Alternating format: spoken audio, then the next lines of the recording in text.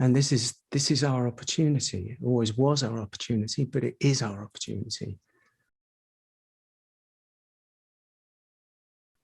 Our opportunity to inwardly deconstruct the undoing, the undoing. I wrote something, what was it? Undoing. We have become done up, some like tightly coiled springs, others more loose and relaxed, but all still done up. This doing up is our conditioning, our introduction and familiarization with what we now call the matrix. It seems random what kind of doing up we are subject to, but of this we can be sure. As soon as we catch a glimpse of something more intrinsic, more true than the doing upness, something is set in motion, a search, a journey, a seeking, a longing, an ever increasing awareness that something is not right about the doing upness. And that brings us to the path of undoing. And that kind of brings me in a circuitous, non-circle circle to actually what I'm offering is an undoing. Let's undo ourselves. Let's undo ourselves. Why is it so hard to undo ourselves? But it is. Why is it? Well, I'm willing, and I want to undo, but it leads us to a merry dance because we do and we don't want to. We do and we don't. We do and we don't. One foot in, one foot out. It's like a dance, isn't it? It's like the hokey cokey.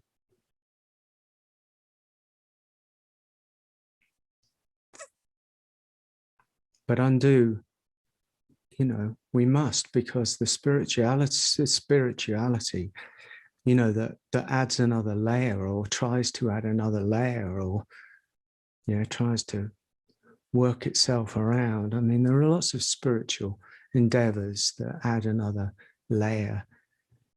It's wearisome. And the warrior, in a way, must go naked. Naked is undoing. Let's take off all our clothes, all the clothes that we put on, the mask, the coat, the shirt, the endless levels of becoming. Just seems to be inherent and necessary, because when we find what's been done up, and by done up I think I mean what we've believed to be true about ourselves, what we believe to be true about the world, what we've taken for granted, what we've been told is accurate, is real, on many different levels, What, we're told who we are, we're told what we should do, trained in education, which is, at best, a kind of gives you some kind of freedom or opportunity, but at worst, it's just like a training for how to function in the world. It creates as much misery as it does happiness.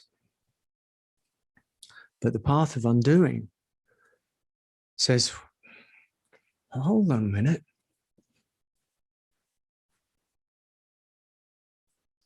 What's underneath that? What's inside that? What's beyond that? Am I really this? Am I really this thing that needs to follow the course that all the other things are following? Or is there something else? And these days everybody's stirred up by something.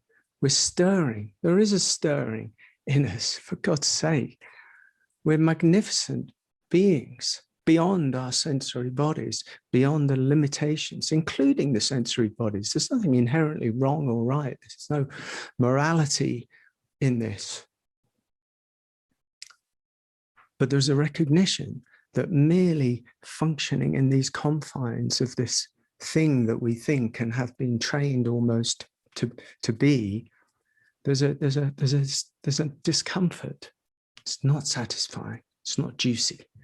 It's not really love. It's not beauty. It's not the ecstaticness of which we're capable. And they all sound like grandiose terms because that's what we've turned them into.